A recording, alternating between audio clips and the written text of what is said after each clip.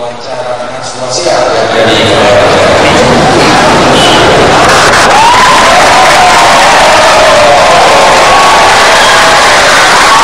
terima kasih Indra. Saya saat ini berada di PRJ Kemayoran dan ini adalah kesempatan pertama, wawancara eksklusif kesempatan pertama untuk berbincang dengan Presiden terpilih dan Wakil Presiden terpilih Joko Widodo dan Muhammad Yusuf Kalla. Selamat malam, Assalamualaikum Pak Jokowi, Pak Yusuf Kalla. Waalaikumsalam warahmatullahi. Terima kasih atas kesempatan pertama ini. Pak Jokowi, Pak Yusuf Kalla, saya mau ke Pak Jokowi dulu. Semalam akhirnya selesai sudah segala hiruk pikuk Pilpres. Copras-capres sudah selesai Pak Jokowi tadi malam dengan keputusan MK. Hari ini Presiden terpilih, Wakil Presiden terpilih. Adakah yang dirasa berbeda dari status baru ini, Pak Jokowi? Nggak ada. Tidak ada yang berbeda? Nggak ada. Bangun pagi, tadi pagi tidak merasa sesuatu yang lain? Nggak ada. Masa sih? Tidak ada.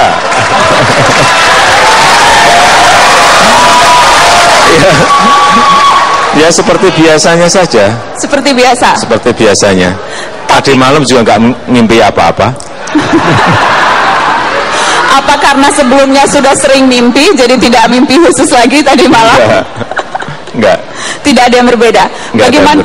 Bagaimana dengan Wakil Presiden terpilih yang sebelumnya juga sudah Wakil Presiden ke-11 dan ke-13? Adakah yang berbeda dengan hari ini? Ya sama aja juga seperti Pak Jokowi, cuma tiba-tiba pengawalan lebih ketat, itu masalahnya. Jadi keluarga yang datang ke rumah makin susah sekarang ini. Jadi kita juga kasihan juga, teman-teman makin susah datang ke rumah. Ya, tapi sebenarnya yang semalam itu yang harus diselamati KPU, bukan kami. Karena kami sudah diputuskan 1 bulan lalu. Oh, jadi perasaannya sudah tidak ada yang istimewa lagi sesungguhnya? Yang istimewa 22 Juli lalu. Yang ini kita berterima kasih KPU menang. KPU menang aja kita selamat, kita juga ikut menang. Yang menang seluruh rakyat Indonesia. Baik. Pak Jokowi, mungkin saja Anda katakan tidak ada yang berubah, tidak ada yang berbeda. Tetapi yang jelas dengan status sebagai Presiden terpilih ada serangkaian penyesuaian-penyesuaian yang harus dilakukan. Protokoler tadi Pak JK katakan jauh lebih ketat, tentunya pas Pampres. Apa saja penyesuaian yang akan Anda lakukan dan mana yang tidak akan Anda lakukan? Ya sampai saat ini pas Pampres belum merapat ke saya, jadi saya masih seperti biasanya. Tapi nantinya kalau pas Pampres itu sudah merapat, ya tentu saja akan saya kelola agar saya tetap dekat dengan masyarakat, masih bisa mendengar suara rakyat, masih bisa melihat ke kampung, masih bisa pergi ke bantaran sungai, masih bisa main ke pasar tradisional, tetapi tetap dengan kondisi security yang aman. Itu aja. Masih bisa balap karung kira-kira? Masih boleh balap karung. Baik, Pak Jokowi, Pak JK, yang jelas tadi malam ketika keputusan itu diberikan sempat ada statement konvensi pers dari Anda berdua. Salah satu yang kemudian banyak dibahas orang adalah ketika Anda, Pak Jokowi, mengatakan bahwa hubungan Anda dengan Prabowo Subianto adalah hubungan yang baik. Anda kerap menyebut Prabowo Subianto dengan ucapan sahabat dan sama sekali tidak ada masalah. Apakah itu betul-betul yang Anda rasakan atau ungkapan seorang politisi? Ya memang pada kenyataannya tidak ada masalah itu. Apa masalahnya saya mau tanya? Nggak ada itu loh. Nggak ada masalah. Ini dari lubuk hati yang dalam, tidak ada masalah. Pak Prabowo, Pak Hatta itu adalah sahabat-sahabat saya dan Pak JK. Nggak ada apa masalah apa? Nggak ada. Sahabat Pak? Sahabat yang baik itu loh. Jadi kalau bertanya lagi, kapan ketemu dengan Pak Prabowo, Pak Hatta? Ya kapan-kapan saja. Bisa pagi, bisa siang, bisa malam, nggak ada masalah. Apakah sahabat yang baik itu sudah memberikan ucapan selamat kepada Presiden dan Wakil Presiden terpilih? Nah itu belum.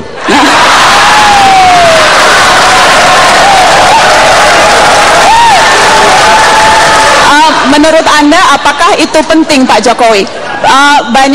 Banyak pakar, banyak pengamat yang mengatakan salah satu ciri negara yang demokrasinya sudah matang adalah ketika yang tidak berhasil, yang kalah, memberikan ucapan selamat dan kemudian membiarkan proses selanjutnya berjalan. Apakah memang menurut Anda itu juga penting atau sesungguhnya ya sudahlah? Ya, meskipun kalau kita lihat sekarang ini di kampung-kampung, di RT, di RW semuanya sudah dingin semuanya. Tetapi memang alangkah baiknya kalau ada ucapan selamat seperti itu sehingga semuanya menjadi dingin semuanya, menjadi legowo semuanya. Jadi rakyat sudah betul-betul bersih, tidak ada masalah lagi. Semalam juga Anda sempat katakan bahwa sekarang saatnya untuk mempersiapkan pemerintahan transisi. Presiden Susilo Bambang Yudhoyono juga kerap kali mengatakan akan mempersiapkan agar mulus pergantian ini. Sudah ada komunikasi lagi dengan Presiden SBY? Ya, terakhir dengan Pak SBY, beliau menyampaikan bahwa setelah keputusan MK kita akan bertemu, kemudian ya beliau akan membuka selebar-lebarnya pintu di kementerian-kementerian sehingga kita bisa bertanya ke setiap kementerian. Mungkin kita butuh data, mungkin kita ingin tahu persoalan-persoalan yang belum selesai dan nanti harus kita selesaikan sehingga semuanya detail dan rinci itu kita peroleh, sehingga perencanaan-perencanaan yang akan kita lakukan, program-program prioritas yang harus kita kerjakan itu betul-betul nantinya setelah dilantik saya dan Pak JK ini langsung bisa lari secepat-cepatnya. Ada sekian banyak tentunya permasalahan dan program yang segera ingin diwujudkan, tapi dari setumpuk persoalan itu mana yang akan menjadi prioritas dalam rangka transisi, Pak? Apakah misalnya transisinya untuk memastikan atau apa yang prioritas dalam transisi saja? Yang paling penting APBN 2015 ini yang paling sangat mendesak dan harus segera bisa kita bicarakan dengan pemerintah Pak SBY sehingga ada warna program-program kita yang sudah bisa masuk sehingga saat kita dilantik nanti saya dan Pak JK bisa langsung melaksanakan program yang sudah kita rencanakan sehingga cepat kerjanya dan tidak harus lewat APBN perubahan. Itu yang kita inginkan, tapi memang kita belum bertemu dengan Pak SBY sehingga saya belum bisa bercerita banyak. Tapi yang menjadi prioritas pertama adalah anggaran. Uangnya dari mana? Begitu, iya, betul, karena setiap pekerjaan apapun, setiap program apapun, setiap proyek apapun pasti membutuhkan anggaran, membutuhkan dana. Oke, baik. Salah satu hal juga yang kerap dibicarakan banyak orang, Pak Jokowi, Pak JK, adalah siapa-siapa saja pembantu RI 1. Siapa-siapa saja yang kira-kira akan duduk di kabinet. Sudah banyak sekali orang yang kepengen Pak Jokowi, banyak yang melamar, banyak yang mendaftar, dan banyak kemudian juga masyarakat yang melakukan semacam mengumpulkan nama-nama dari masyarakat. Sesungguhnya mekanisme seperti apa yang Anda berdua akan lakukan untuk menjaring siapa pembantu presiden? Ya, kalau yang pengen ya silahkan datang. Yang pengen datang kemana, Pak? Ini tambah banyak yang datang nanti. Ya, datang ke kita. Yang pengen melamar juga silahkan, kita terbuka kok. Kemudian kalau juga ada relawan-relawan yang memberikan masukan-masukan, ini rankingnya menteri yang paling baik, ini juga itu input yang baik bagi kita. Artinya kita memang ingin semuanya partisipatif. Ada relawan, ada masyarakat, ada komunitas-komunitas yang mengusulkan silakan. Tetapi sekali lagi itu adalah hak prerogatif presiden. Jadi kalau nanti sudah dipilih, nanti sudah diputuskan, jangan ada suara-suara lagi. Kalau sekarang bersuara tidak apa-apa? Sekarang silahkan, suara sebanyak-banyaknya silahkan. Tapi kemudian mekanismenya untuk menyaring berbagai suara itu, Pak JK? Ya, mekanisme itu menteri itu kan kemasan CEO daripada masing-masing kementerian. CEO itu selalu dicari. Sebenarnya CEO itu jarang melamar karena CEO itu selalu mempunyai pekerjaan. Karena itulah maka di samping ada yang mengajukan diri, kita juga punya tim untuk memantau siapa yang mampu di bidangnya. Kemudian juga teman-teman koalisi tentu mengajukan juga calon-calon yang tentu juga harus profesional.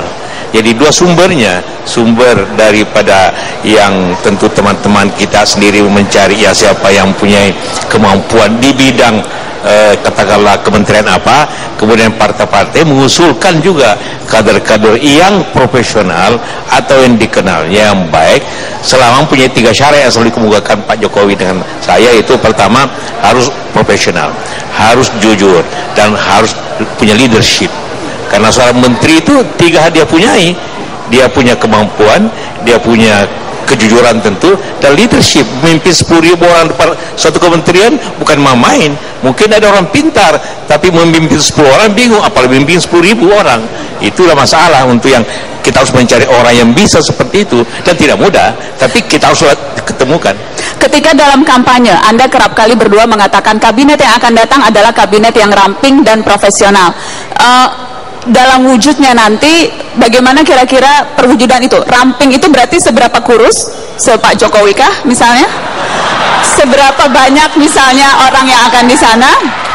Dan profesional, apakah itu berarti hanya 80% saja yang dari kader parpol? Walaupun saya tahu saya pasti dimarahi Pak JK, karena Pak JK selalu bilang parpol belum tentu tidak profesional. Tapi masih ada pendapat-pendapat seperti itu Pak Jokowi. Komposisinya akan seperti apa?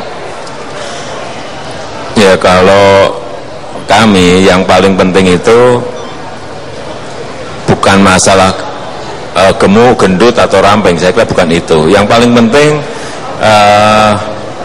menteri-menteri dan kementerian, semua kementerian nanti bisa segera melaksanakan program-program yang akan kita jalankan. Yang paling penting itu sekarang, katakanlah kementerian ini ramping sekali, sangat ramping, tapi kalau stafnya juga tetap nggak bisa dipotong kan juga untuk apa? Artinya yang paling penting adalah kementerian ini bisa menjalankan secepat-cepatnya sesuai dengan target apa yang telah kita programkan, segera menyelesaikan itu. Yang paling penting itu, nggak ada yang lain. Sejauh ini apakah nama-nama itu sudah ada Pak? Oh, kalau nama-nama banyak. Sudah dikerucutkan? Belum. Dan seberapa banyak kemudian masukan masyarakat akan menjadi perhatian?